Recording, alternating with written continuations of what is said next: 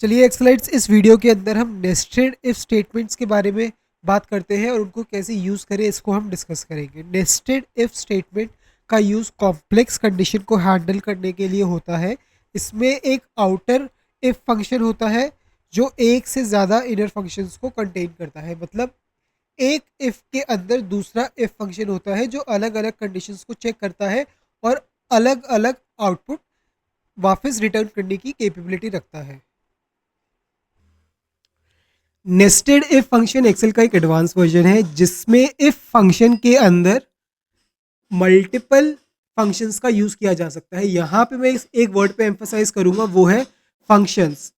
Functions यानी कि plural word है। यहाँ पे आप एक इफ फंक्शन के अंदर मल्टीपल इफ फंक्शंस को यूज कर सकते हो या फिर एक्सेल के अंदर मौजूद किसी भी दूसरे फंक्शन को यूज कर सकते हो।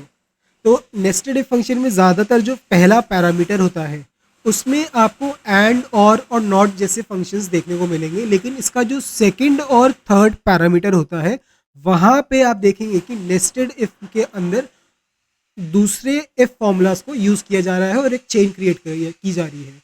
एग्जाम्पल के तौर पे मान लीजिए अगर आपने एक कंडीशन अप्लाई की और जो सेकंड पैरामीटर है वहां पे आपने नेस्टेड इफ की चेन नहीं बनाई, लेकिन आपने जो थर्ड पैरामीटर है वहां पे नेस्टेड इफ की चेन बताई, तो अगर तो उस फंक्शन के अंदर जो आपने कंडीशन स्पेसिफाई की है वो ट्रू होती है तो जो ट्रू वाले पैरामीटर में वैल्यू है वो रिटर्न हो जाएगी। लेकिन अगर फॉल्स होती है तो दूसरा इफ फंक्शन जो कि थर्ड पैरामीटर में प्रेजेंट है वो एग्जीक्यूट होगा जो अगली कंडीशन को चेक करता है। इस प्रोसेस को इस प्रोसेस को तब तक रिपीट किया जाता है जब तक सारी कंडीशंस चेक ना हो जाए, और ये फंक्शन कॉमनली ग्रेडिंग सिस्टम या फिर सेल्स डिस्काउंट कैलकुलेट करने के लिए यूज होता है। लेकिन अगर ज़्यादा नेस्टेड इफ का यूज किया जाए तो फॉर्मूला काफ़ी कॉम्प्लेक्स हो सकता है, इसलिए कभी कभी हम इफ फंक्शन के ऑल्टरनेटिव फंक्शंस को यूज करते हैं जो कि है इफ, चूज या वी लुकअप। हम इन फंक्शंस को कभी कभी यूज करते हैं एज एन ऑल्टरनेटिव फॉर्मूला।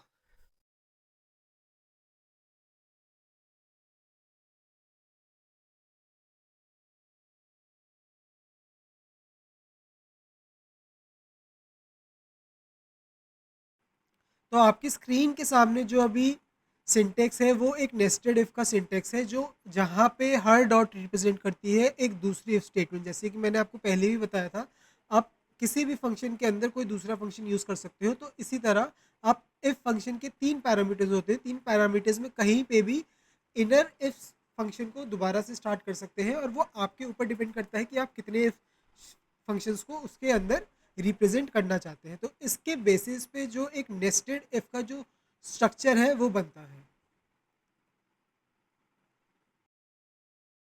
तो चलिए इस डेटा सेट को जिसको हमने लास्ट टाइम यूज़ किया था और इसके ऊपर हमने इफ स्टेटमेंट का यूज़ किया था, और हमने ये एस्टैब्लिश किया था कि किन प्रोडक्ट्स ने प्रॉफिट कमाया है और किन प्रोडक्ट्स ने लॉस उठाया है। जो लॉजिकल एक्सप्रेशन हमने इफ स्टेटमेंट के अंदर सप्लाई किया था उसके अकॉर्डिंग अगर कहीं पे भी प्रॉफिट एंड लॉस वाले कॉलम में जो वैल्यू है अगर वो जीरो से ज़्यादा है यानी कि जीरो से बड़ी वैल्यू है तो प्रॉफिट आना चाहिए, और बाकी सारे सिनारियोज में लॉस आना चाहिए। तो यहाँ पे हमने जो एक चीज़ कंसिडर नहीं की थी वो ये थी कि अगर प्रॉफिट एंड लॉस कॉलम में किसी भी प्रोडक्ट के आगे अगर जीरो वैल्यू आती है, यानी कि उस प्रोडक्ट को बेच के ना हमने प्रॉफिट कमाया है ना हमने लॉस उठाया है, तो उस केस में भी जो हमारा लास्ट लॉजिकल एक्सप्रेशन था वो लॉस रिटर्न करता है। लेकिन अब हम नेस्टेड इफ का यूज़ करेंगे और इस केस में यानी कि जहाँ पे जीरो वैल्यू होगी वहाँ पे हम ब्रेक इवन प्रिंट कराएंगे, और जहाँ पे वैल्यू जीरो से बड़ी होगी वहाँ पे हम प्रॉफिट प्रिंट कराएंगे, और जहाँ पे वैल्यू जीरो से कम होगी वहाँ पे हम लॉस प्रिंट करेंगे। तो चलिए इसको हम नेस्टेड इफ की मदद से सॉल्व करते हैं।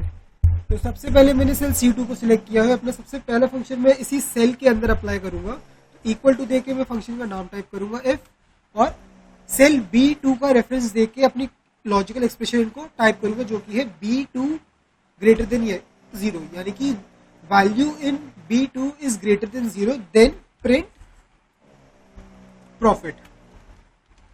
इसके बाद हम कॉमा देके इसके तीसरे पैरामीटर की तरफ बढ़ेंगे, वैल्यू इफ फॉल्स, यानी कि अगर ये वाला जो लॉजिकल एक्सप्रेशन है अगर इसका रिजल्ट फॉल्स आता है तो एक्सेल यहाँ पे जंप करेगा वैल्यू इफ फॉल्स में। तो यहाँ पे हम लॉस टाइप करने की जगह यहाँ पे एक और इफ फंक्शन अप्लाई करेंगे जो कि होगा कुछ इस तरीके से, और यहाँ पे हम लॉजिकल टेस्ट में B2 को दोबारा रेफर करेंगे और यहाँ पे लिखेंगे इक्वल टू 0।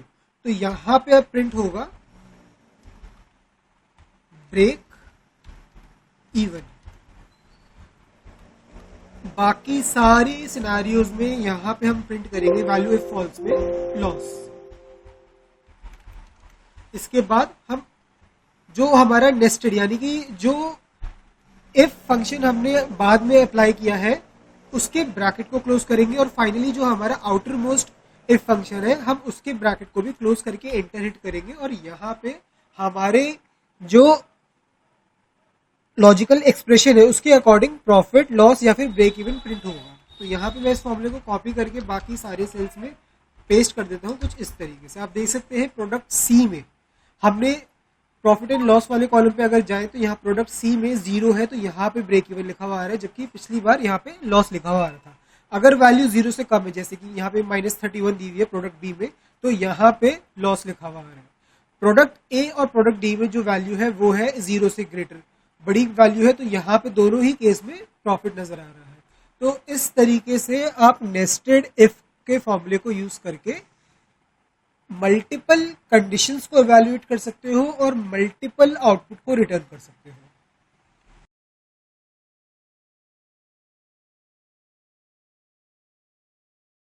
ये अब हम नेस्टेड इफ को एक और प्रैक्टिकल एग्जांपल की मदद से समझते हैं। यहाँ पे हमारे पास एक डेटा सेट है जिसमें हमारे पास स्टूडेंट के नाम और जो मार्क्स उन्होंने सिक्योर किए हैं उसकी डिटेल दी हुई है। हमने इन सिनारियो के बेसिस पे स्टूडेंट्स को ग्रेड करना है। ए ग्रेड के लिए स्टूडेंट के मार्क्स 90 या 90 से ऊपर होने चाहिए, ग्रेड बी के लिए 80 से 89 के बीच में होने चाहिए, ग्रेड सी के लिए 70 टू 79 के बीच में होने चाहिए, ग्रेड डी के लिए 60 टू 69 के बीच में होने चाहिए और अगर किसी भी स्टूडेंट के मार्क्स 60 से बिलो है तो उसको हम एफ ग्रेड देंगे। तो यहाँ पे इस क्वेश्चन को प्रैक्टिकली सॉल्व करना और इसके सिंटेक्स को किस तरीके से प्रिपेयर करना है वो यहाँ पे आपको डिटेल में 17 से 18 स्टेप्स दिए हुए हैं। आप इन स्टेप्स को गो थ्रू कर सकते हैं और इसके पीछे के लॉजिक को आप अच्छे से समझ सकते हैं इन स्टेप्स के अंदर।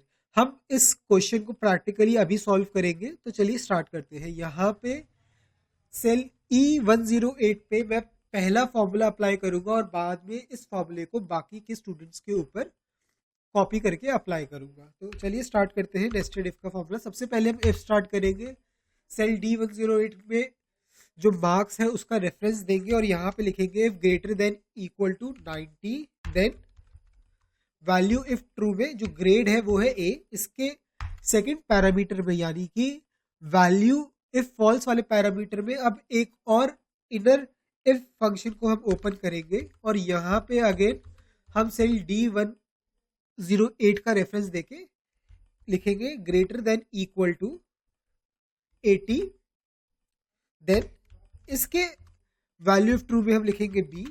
फिर हम बढ़ेंगे वैल्यू इफ फॉल्स वाले की पैरामीटर की तरफ और यहाँ पे दोबारा से एक और इफ स्टार्ट करेंगे।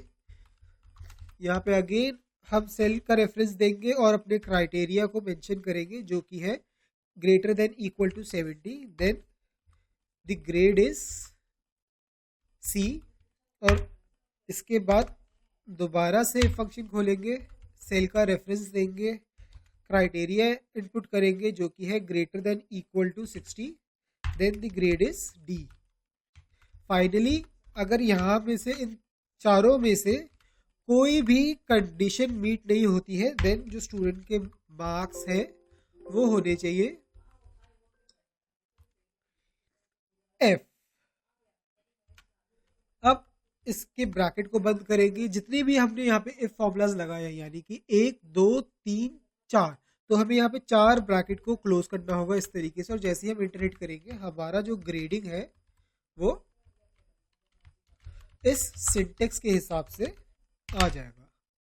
आप देख सकते हैं जहां पे मार्क्स 90 या 90 से ऊपर है वहां पे स्टूडेंट का जो ग्रेड है वो ए है, 70 या 70 से ऊपर होने पे स्टूडेंट का जो ग्रेड है वो सी है, 80 या 80 से अबव होने के लिए 80 यानी कि 80 टू 89 के बीच में जो स्टूडेंट के मार्क्स है उन्हें ग्रेड बी मिला है, 60 से लेके 69 के बीच में जो स्टूडेंट्स हैं उनको ग्रेड डी मिला है और अगर किसी भी स्टूडेंट ने लेस देन 60 सिक्योर किया है तो उन्हें ग्रेड एफ मिला है। अब इस फॉर्मूला के इनर वर्किंग को समझते हैं। यहाँ पे हमारे पास फॉर्मूला बार में ये पूरा कंप्लीट फॉर्मूला का सिंटेक्स आ रहा है। तो देखते हैं कि आखिरकार ये फॉर्मूला एक्सेल के अंदर किस तरीके से काम करता है। एक्सेल इस फॉर्मूला में सबसे पहले इस कंडीशन को इवेल्युएट करेगा, यानी कि वो चेक करेगा सेल D108 में जो वैल्यू है क्या वो 90 के बराबर या उससे बड़ी है कि नहीं। अगर दोनों में से कोई भी एक कंडीशन ट्रू होती है तो जो फॉर्मूला है वो ए रिटर्न करेगा और एग्जिट हो जाएगा। अगर दोनों में से कोई भी कंडीशन मीट नहीं करती है तो इस इफ फंक्शन के जो आउटर मोस्ट इफ फंक्शन है इसके वैल्यू इफ फॉल्स वाले पैरामीटर में आएगा, और इस वैल्यू इफ फॉल्स में जो सबसे पहला पैरामीटर है, सॉरी सबसे पहला इफ फंक्शन है, वो उसे उसकी कंडीशन को वैल्यूएट करेगा। यानी कि वो अब चेक करेगा कि सेल D108 में जो वैल्यू है क्या वो 80 या 80 के बराबर है कि नहीं। अगर ये वाला सिनेरियो ट्रू होता है तो फॉर्मूला बी रिटर्न करके एग्जिट हो जाएगा, वरना जो फॉर्मूला है सेकंड इफ के वैल्यू इफ फॉल्स वाले पैरामीटर की तरफ बढ़ेगा और इस कंडीशन को वैल्यूएट करेगा। अब वो चेक कर रहा है कि क्या सेल D108 में जो वैल्यू है वो 70 के बराबर या इससे इक्वल है कि नहीं। अगर ट्रू होता है तो सी रिटर्न करके एग्जिट कर देगा, वरना इस इफ फंक्शन के वैल्यू इफ फॉल्स वाले पैरामीटर में आएगा और चेक करेगा कि उसके अंदर जो वैल्यू है वो 60 के बराबर या इससे बड़ी है कि नहीं। अगर तो ये ट्रू होगा तो डी रिटर्न करेगा, वरना अगर इन चारों में से कोई भी कंडीशन मीट नहीं करती तो वो एफ वैल्यू को रिटर्न करके एग्जिट हो जाएगा।